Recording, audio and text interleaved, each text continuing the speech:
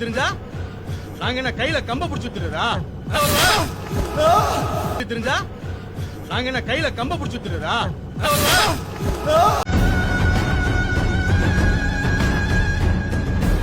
ஏண்டா பட்ட பகல்ல அதுவும் பதவியில இருக்கிறவனை விரட்டுற அளவுக்கு ஊருக்குள்ள பாதுகாப்பு இல்லாம உங்களெல்லாம் வெளுத்து விட்டா என்ன ஊருக்குள்ள பாதுகாப்பு இல்லாம இழுத்து விட்டுருவியா உன்ன